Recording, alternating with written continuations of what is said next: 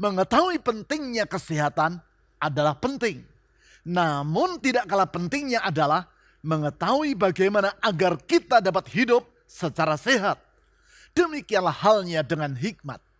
Tanpa mengetahui bagaimana agar dapat memperoleh hikmat, maka pengetahuan tentang pentingnya hikmat tidaklah bermanfaat. Dengan mempraktekkan 3 hal yang menyertai hikmat, maka saudara akan memperoleh hikmat dan semakin bertumbuh di dalam hikmat.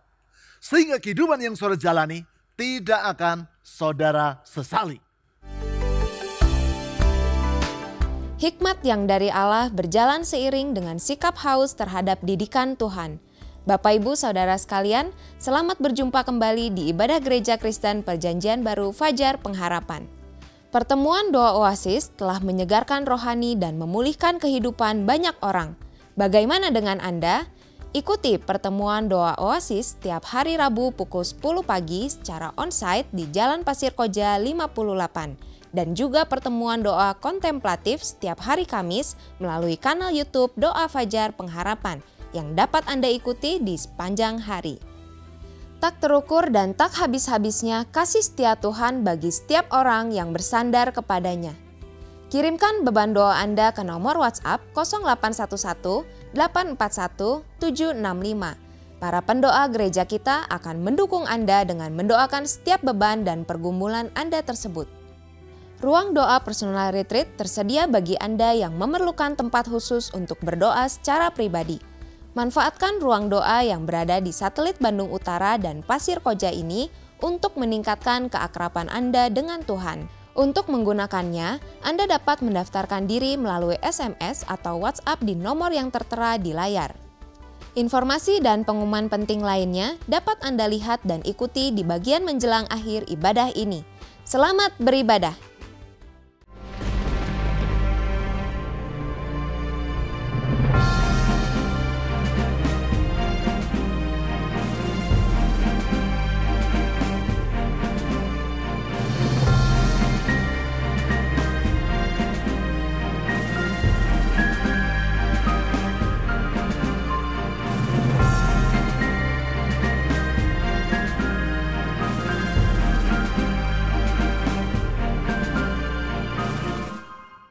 Alkisah, seorang pemilik toko melihat bahwa ada sebuah toko yang baru dibuka di seberang toko miliknya.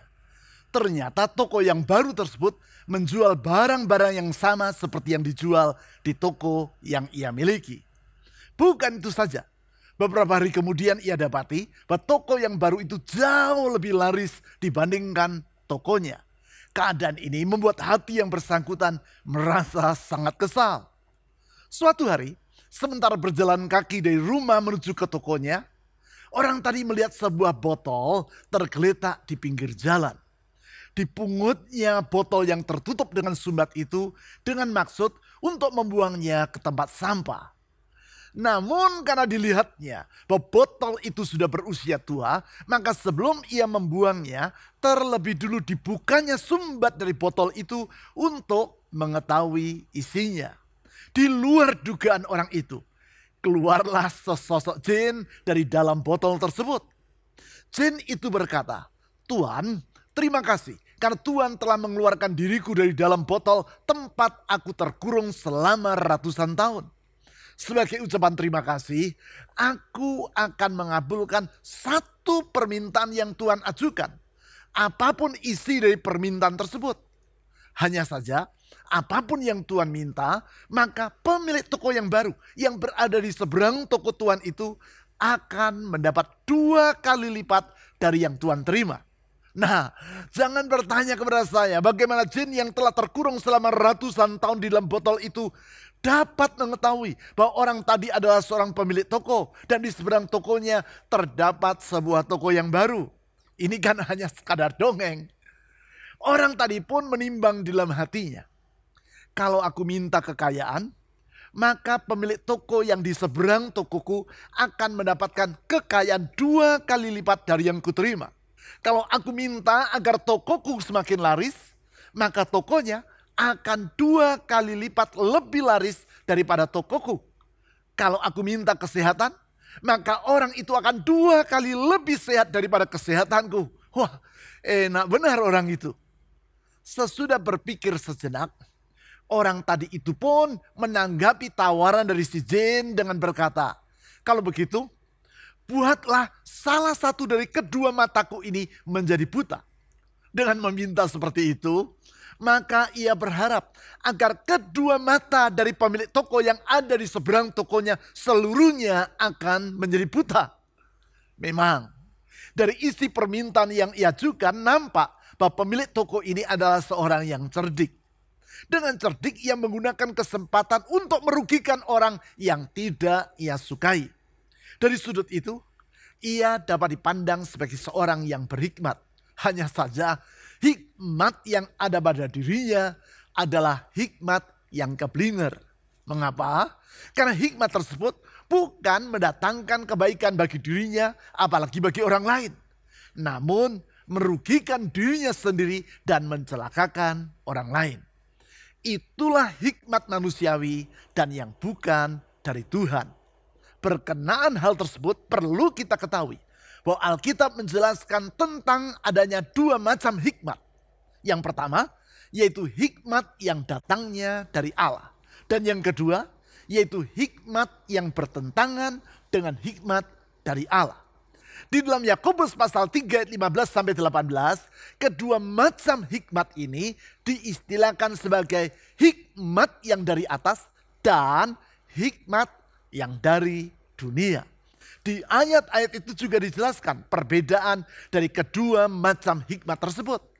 Apabila hikmat yang dari Allah akan mendatangkan kebaikan baik bagi orang yang hidup di dalamnya maupun bagi orang lain, maka hikmat yang dari dunia akan mendatangkan keburukan bagi semua orang. Tentu sepatutnya hikmat yang dari Allah yang memenuhi hidup kita.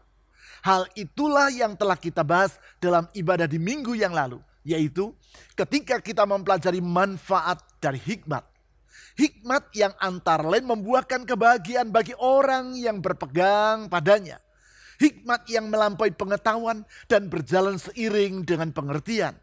Hikmat yang mendatangkan kehidupan yang mulia dan bukan yang hina. Sekarang pertanyaannya adalah bagaimana agar kita dapat memperoleh hikmat yang sangat kita perlukan tersebut. Sebab kalau kita tidak mengetahui tentang bagaimana kita dapat memperolehnya, maka pengetahuan tentang pentingnya hikmat adalah tidak terlalu berguna.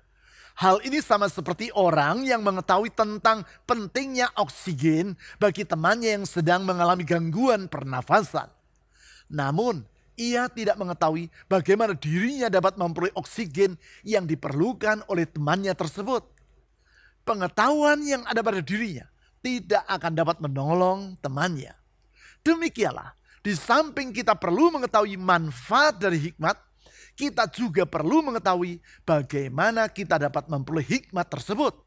Untuk menjawab pertanyaan itu, saya ajak saudara membaca firman Tuhan yang ditulis dalam Amsal pasal 9 ayat 7 sampai 11. Nanti ketika kita tiba di ayat 10, saya ajak saudara untuk membaca ayat tersebut secara bersama-sama dengan suara yang serempak. Amsal pasal 9 ayat 7 sampai 11. Siapa mendidik seorang pencemooh, mendatangkan cemooh kepada dirinya sendiri. Dan siapa menegur orang fasik, mendapat celah. Janganlah menegur seorang pencemooh, supaya engkau tidak dibencinya. Tegurlah orang bijak atau orang berhikmat. Sebab kata bijak adalah padanan dari kata hikmat. Sama seperti kata butuh adalah padanan dari kata perlu. Atau kata pandai adalah padanan dari kata pintar. Baik, saya baca ulang kalimat dalam ayat tadi. Tegurlah orang bijak atau orang berhikmat, maka engkau akan dikasihinya.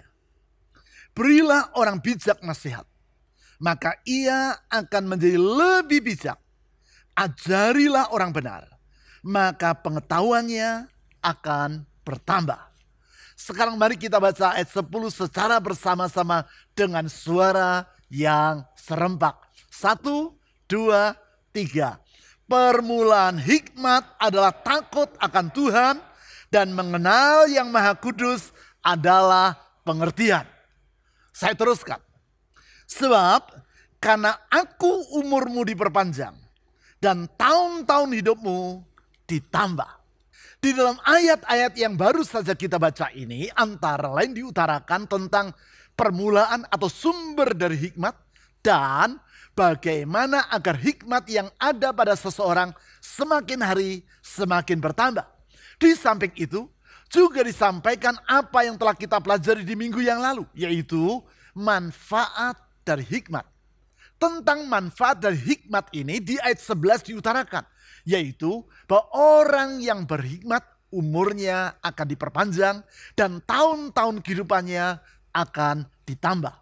Minggu yang lalu telah saya jelaskan bahwa janji Tuhan tentang umur yang diperpanjang ini bukan sekadar janji tentang usia yang panjang belaka, tetapi terlebih lagi yaitu hidup yang mulia. Sebab walaupun seseorang berumur panjang, namun bila ia menghabiskan umurnya yang panjang itu di dalam penjara, yaitu karena berbuat kejahatan, maka umur yang panjang itu tidaklah berguna. Tetapi lain halnya kalau orang menjalani hidupnya dengan penuh hikmat, sehingga umur panjang Tuhan berikan kepadanya. Perpanjangan umur tersebut merupakan hal yang bermanfaat. Karena berarti tahun-tahun yang Tuhan tambahkan bagi dirinya itu merupakan pertambahan kesempatan bagi yang bersangkutan untuk hidup secara bermakna. Itulah hidup yang mulia dan berbahagia. Itulah kehidupan yang tidak akan kita sesali. Living with no regrets. Janji Tuhan yang indah ini sepatutnya membuat kita merasa ingin untuk hidup secara berhikmat. Dan membuat kita ingin mengetahui bagaimanakah agar kita dapat memiliki hikmat tersebut. Dengan menelaah ayat-ayat yang telah kita baca tadi, maka dapat disimpulkan bahwasanya hikmat yang dari Allah berjalan seiring dengan yang pertama, yaitu sikap takut akan Tuhan. Saya ulangi, hikmat yang dari Allah berjalan seiring dengan sikap takut akan Tuhan. Hal tersebut secara jelas diutarakan di ayat 10 yang telah kita baca secara bersama-sama tadi, yaitu permulaan hikmat adalah takut akan Tuhan dan mengenal yang Maha Kudus adalah pengertian. Apakah yang dimaksudkan dengan kata takut di ayat 10 ini? Pemahaman tentang hal ini adalah sangat penting. Sebab selain di dalam Amsal pasal 9 ayat 10 yang telah kita baca tadi, firman Tuhan bahwa takut akan Dia merupakan permulaan dari hikmat, juga ditulis dalam Ayub pasal 28 ayat 28, Mazmur pasal 111 ayat 10, dan Amsal pasal 1 ayat 7. Kalau suatu kebenaran sampai diulang 4 kali dalam 3 kitab yang berbeda di dalam Alkitab, maka hal itu menunjukkan bahwa prinsip ini adalah sangat penting dan sama sekali tidak boleh diabaikan.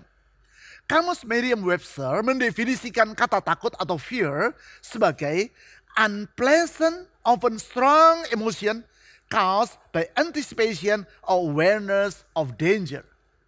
Perasaan tidak nyaman dan yang seringkali terasa kuat yang disebabkan oleh karena kesadaran atau sikap bersiap-siap terhadap bahaya. Hal inilah yang menyebabkan sebagian orang merasa takut untuk berjalan seorang diri di jalan yang gelap dan sepi. Mengapa? Karena ia takut kalau di tempat yang seperti itu bahaya sedang menanti dirinya. Bahaya seperti misalnya yaitu ada orang yang berniat jahat sedang mengintai dirinya. Itu pula sebabnya sebagian orang merasa takut bepergian dengan pesawat udara. Mengapa? Karena ia takut kalau sementara terbang, maka pesawat udara yang ia tumpangi mengalami kerusakan mesin atau masalah yang sejenis itu. Kalau mobil mogok dapat dipinggirkan ke tepi jalan. Kalau pesawat udara mau minggir kemana? Karena itu ia lebih rela tidak bepergian atau bersusah-susah menempuh perjalanan panjang dengan mobil asal dirinya tidak usah naik pesawat udara. Perasaan seperti itulah yang dijelaskan di dalam kamus Merriam-Webster tentang perasaan takut tadi, yaitu perasaan tidak nyaman dan yang seringkali terasa kuat yang disebabkan oleh karena kesadaran atau sikap bersiap-siap terhadap bahaya. Pertanyaannya sekarang adalah, apakah takut akan Tuhan yang disebut dalam Amsal pasal 9 ayat 10 adalah sama seperti perasaan takut yang dijelaskan oleh kamus Merriam-Webster dan yang contohnya telah saya sebutkan tadi? Takut karena Tuhan adalah pribadi yang membahayakan, yaitu seperti orang yang bermaksud jahat atau hewan buas yang akan memangsa kita. Atau apakah Tuhan adalah fenomena yang menimbulkan fobia, yaitu rasa takut secara kejiwaan yang beraneka macam bentuknya? Tentu bukan itu yang dimaksudkan dengan frasa takut akan Tuhan yang ditulis dalam Amsal pasal 9 ayat 10. E.W. Tozer, hamba Tuhan serta penulis yang sangat terkenal yang hidup di Chicago, Amerika Serikat dan Toronto, Kanada, di dalam bukunya yang berjudul Whatever Happened to Worship menulis, "The fear of God is astonished reverence." Takut akan Tuhan adalah rasa hormat yang luar biasa. Sedemikian luar biasanya rasa hormat tersebut, sehingga tidak ada kata lain yang dapat menggambarkannya kecuali kata takut. Itulah sikap yang ditunjukkan oleh seorang anak kepada orang tuanya dalam budaya timur. Kalau di negara-negara barat, khususnya di daerah-daerah tertentu di Amerika, anak-anak biasa memanggil ayahnya dengan nama kecil dari si ayahnya. Ia menyapa ayahnya, "Hi John," atau "Hello Bill." Tetapi hal seperti itu tidak akan pernah terjadi dalam budaya kita di timur. Di dalam budaya kita, anak-anak dari sejak kecil dibiasakan untuk menghormati orang tuanya.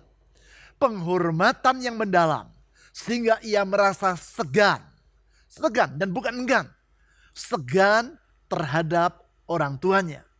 Rasa takut, yaitu penghormatan yang mendalam kepada Tuhan ini, akan mengakibatkan orang menghargai dan menaati firman yang Tuhan sampaikan. Sedangkan seperti yang ditulis dalam Ulangan pasal 4 ayat 5-6, penghargaan dan ketaatan terhadap firman Tuhan ini mengakibatkan orang hidup secara berhikmat. Hal ini sama seperti kalau saudara pergi berobat kepada seorang dokter. Apabila saudara menghargai dokter tersebut, maka saudara juga akan menghargai dan menaati nasihat-nasihat yang ia berikan. Kalau semisalnya sang dokter memberi nasihat, kurangilah makan makanan yang manis dan banyaklah makan sayur, maka tentu saudara akan mengerjakan apa yang ia katakan. Itulah sikap yang berhikmat. Saudara tidak akan berkata dalam hati, apa yang dikatakan oleh Pak Dokter ini adalah baik untuk didengar, tetapi tak usah dilakukan. Kalau itu yang menjadi sikap saudara, maka saudara bukanlah orang yang berhikmat. Apabila penghargaan kepada seorang yang layak dihargai dan ketaatan terhadap nasihat yang sepatutnya dipatuhi, yaitu seperti penghargaan dan ketaatan terhadap nasihat seorang dokter, berjalan seiring dengan hikmat, terlebih lagi penghormatan dan perasaan takut kepada Tuhan. Penghormatan yang tercermin dalam sikap kita terhadap firman-Nya itu akan menjadikan kita orang yang berhikmat. Lebih lanjut, yang kedua, hikmat yang dari Allah berjalan seiring dengan sikap rendah hati. Saya ulangi, yang kedua, hikmat yang dari Allah berjalan seiring dengan sikap rendah hati. Sebab orang yang tinggi hati atau congkak tidak akan menghormati Tuhan. Bagaimana mungkin orang yang sombong akan menghormati Tuhan? Tidak mungkin. Itu sebabnya kesombongan tidak akan berjalan seiring dengan hikmat. Kecongkakan dan sikap tidak berhikmat seperti itulah yang telah mengakibatkan peristiwa tragis menimpa kapal Titanic 110 tahun yang lampau. Di masa itu Titanic merupakan kapal laut yang terbesar dan yang paling mewah di dunia. Kapal tersebut menggunakan teknologi perkapalan yang paling mutakhir di zaman itu, sehingga dibanggakan sebagai kapal laut dengan kecepatan yang tertinggi dan dengan tingkat keamanan yang sangat handal. Kebanggaan tersebut mengakibatkan sebelum kapal Titanic melakukan pelayaran perdananya, seorang pegawai Watchtower Line, perusahaan pemilik kapal Titanic, berkata, "Not even God himself could sink this ship." Bahkan Tuhan sendiri pun tidak akan dapat menenggelamkan kapal ini. Suatu pernyataan yang kelewat gegabah. Perasaan angkuh seperti itu pula lah yang menguasai hati Edward Smith, kapten kapal Titanic. Sebagai akibat, ketika kapal tersebut melakukan pelayaran perdananya dari Inggris ke Amerika Serikat pada tahun 1912, Kapten Edward Smith mengabaikan nasihat yang diberikan oleh kapal-kapal lainnya, yaitu agar kapal Titanic tidak berlayar terlalu cepat. Nasihat yang diberikan dengan alasan yaitu karena di saat itu jalur pelayaran di Samudra Atlantik yang akan ditempuh oleh kapal Titanic terdapat banyak gunung-gunung es sehingga sangat berbahaya. Sebaliknya dari menghargai peringatan tadi, justru Kapten Edward Smith memerintahkan juru mesin agar memacu kapal Titanic dengan kecepatan penuh. Ia ingin membuktikan bahwa bukan hanya kapal Titanic merupakan kapal penumpang yang terbesar, tetapi juga merupakan kapal yang tercepat di dunia. Tindakan yang sangat fatal, sebab pada tanggal 14 April tahun 1912, yaitu 4 hari sesudah kapal tersebut meninggalkan pelabuhan Southampton di Inggris, kapal Titanic menubruk gunung es di Samudra Atlantik. Kecepatan yang tinggi membuat kapal itu tidak mampu menghindari gunung es yang ada di hadapannya. Sebagai akibat, lambung kapal Titanic robek dan kapal itu tenggelam ke dasar samudera dengan menelan korban lebih dari 1.500 nyawa. Orang berkata bahwa sebenarnya kapal Titanic tenggelam ke dalam samudera bukan sekadar disebabkan oleh gunung es yang menghadang perjalanannya, namun karena kesombongan dari sang pemilik kapal serta keangkuhan dari Kapten Edward Smith yang memimpin pelayaran tersebut. Kesombongan dan keangkuhan yang mengakibatkan mereka bertindak secara tidak berhikmat dan menyebabkan sekian banyak orang kehilangan nyawa secara sia-sia. Itu sebabnya di dalam Amsal pasal 9 ayat 7-8 tadi ditulis sebagai berikut. Siapa mendidik seorang pencemooh, mendatangkan cemooh kepada dirinya sendiri. Dan siapa menegur orang fasik, mendapat celah. Janganlah menegur seorang pencemooh, supaya engkau tidak dibencinya. Tegurlah orang bijak atau orang berhikmat, maka engkau akan dikasihinya. Orang yang disebut sebagai pencemooh di ayat 7 pada dasarnya adalah orang yang congkak. Orang yang seperti itu akan mencemooh atau meremehkan nasihat ataupun teguran yang disampaikan kepadanya. Bukankah sikap itu yang ada pada Kapten Edward Smith yang telah saya ceritakan tadi? Bahkan di ayat 8 dikatakan, orang yang congkak yaitu seorang pencemooh akan membenci orang yang menegur atau menasihati dirinya. Singkat kata, seperti yang ditulis di dalam Amsal pasal 11 ayat 2, yaitu bila keangkuhan tiba, datang juga cemooh. Tetapi hikmat ada pada orang yang rendah hati.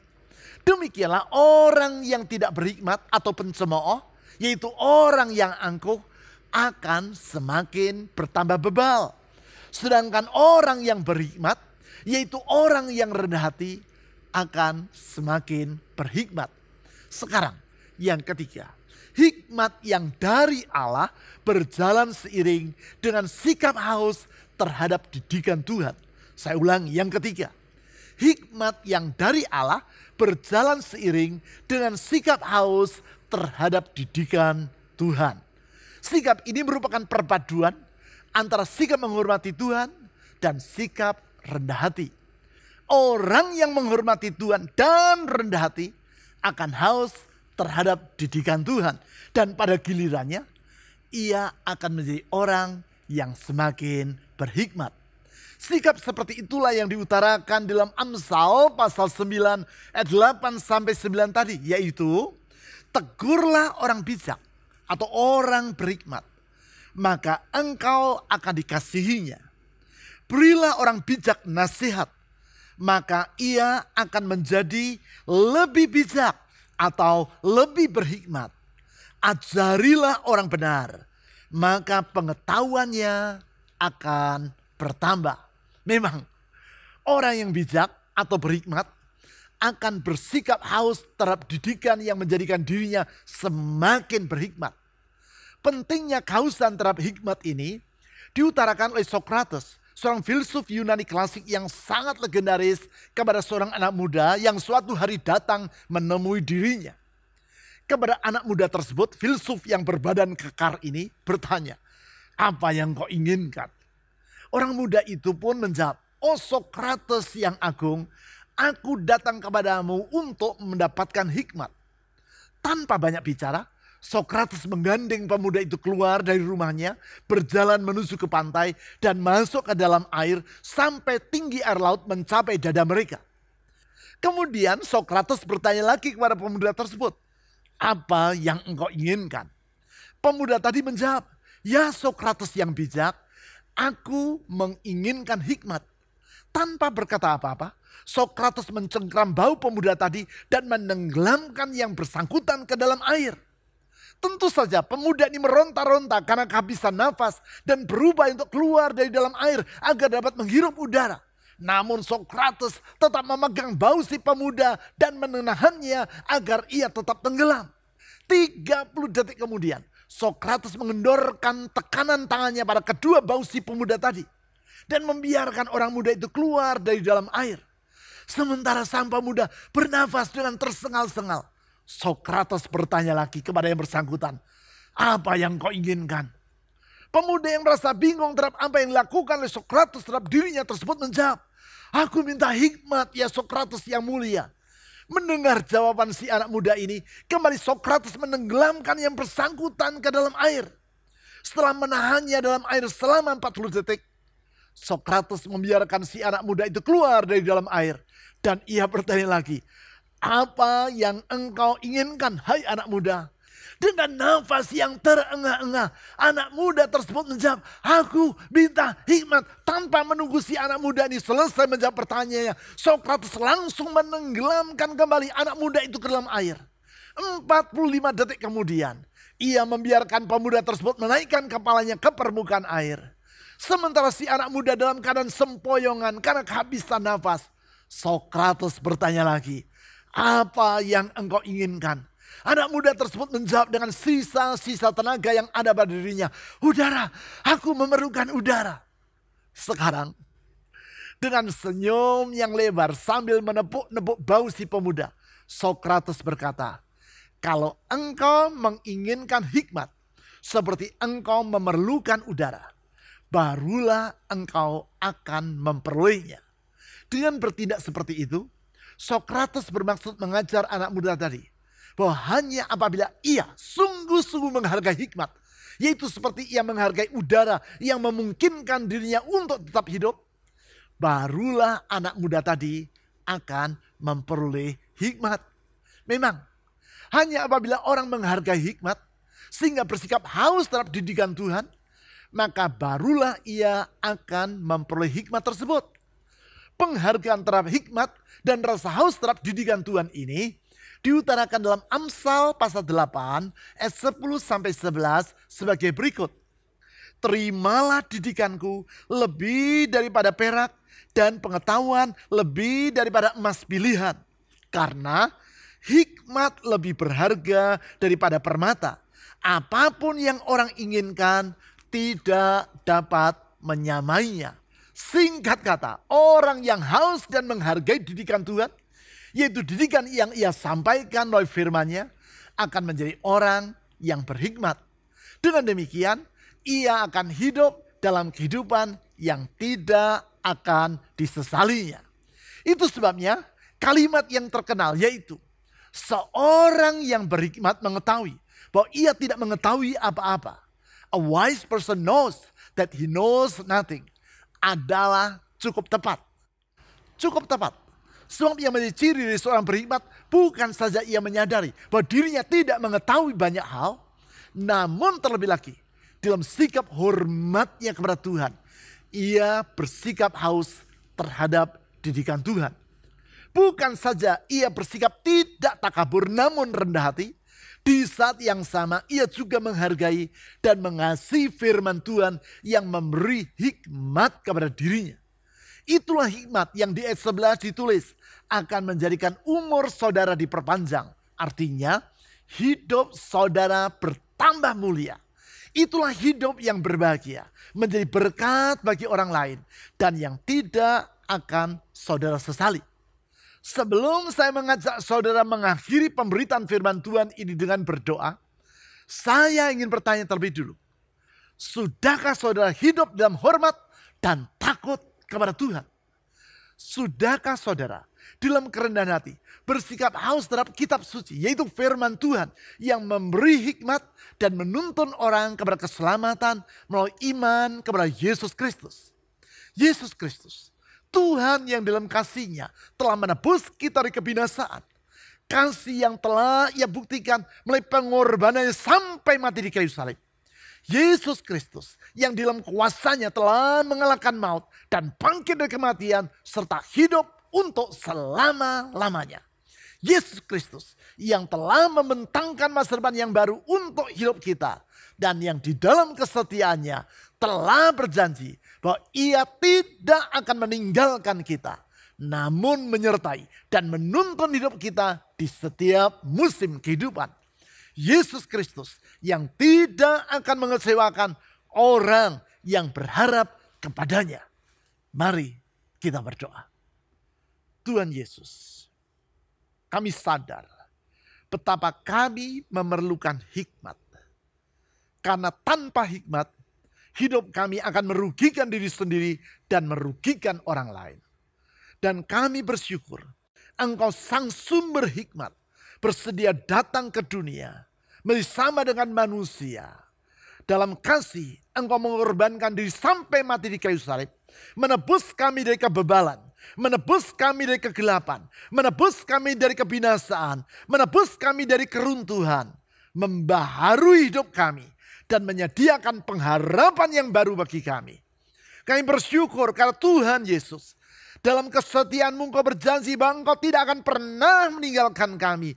Tetapi selalu menyertai dan menuntun kami. Membawa kami ke hari esok yang indah seperti yang Kau rencanakan. Tuhan, kami berdoa, penuhi kami dengan hikmat-Mu. Sebab dengan tuntunan hikmat-Mu, kami dapat hidup menyenangkan hati-Mu. Karena untuk itulah kami ada. Dan untuk itulah Engkau memanggil kami dan menyelamatkan kami. Supaya melalui hidup kami nama-Mu dimuliakan. Tuhan Yesus, saya berdoa saat ini. Ulurkan tangan kasih-Mu itu. Memberikan hikmat dan memulihkan setiap kami yang berseru kepada-Mu. Karena kami percaya Tuhan, kasih-Mu tetap berlangsung sampai hari ini. Dan kuasa-Mu yang tidak terbatas tetap ada sampai sekarang. Karena itu tidak ada yang mustahil bagi Engkau. Tiada yang sukar bagi Tuhan. Mujizat-Mu tetap berlangsung sampai pada hari ini. Tuhan Yesus, saya berdoa ulurkan tangan-Mu yang memulihkan itu. Tangan-Mu yang menyembuhkan itu. Tangan-Mu yang memberikan jaminan akan masa depan itu. Ulurkan tangan-Mu menjamah setiap orang yang berseru memanggil nama-Mu. Tuhan Yesus, nyatakan kuasa dan kasih-Mu.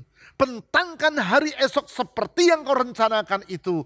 Dan genapi janji-Mu tepat pada waktunya dalam hidup kami. Kepada-Mu dan di dalam nama-Mu ya Tuhan Yesus, kami telah berdoa.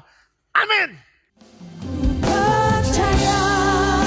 Janji-Mu ajaib terukir dalam kehidupanku. Ku berserah di dalam kekuatan-Mu. Hanya Kau segalanya bagiku. Ku percaya.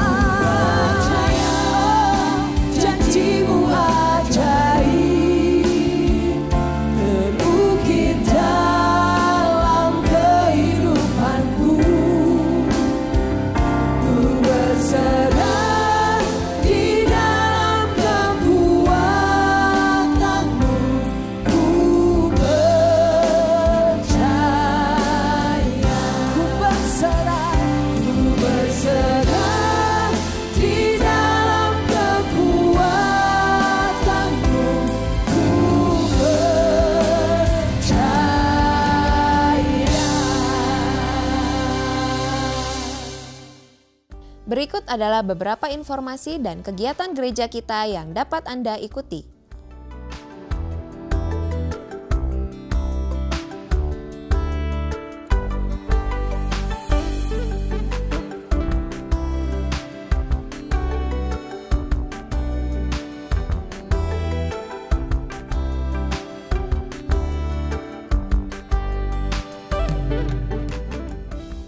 Persembahan dan persepuluhan sebagai ungkapan kasih dan syukur kita kepada Tuhan dapat Anda berikan dengan memasukkannya ke dalam kotak persembahan atau melalui rekening bank atau dengan cara men-scan QR Code dengan menggunakan aplikasi dompet digital.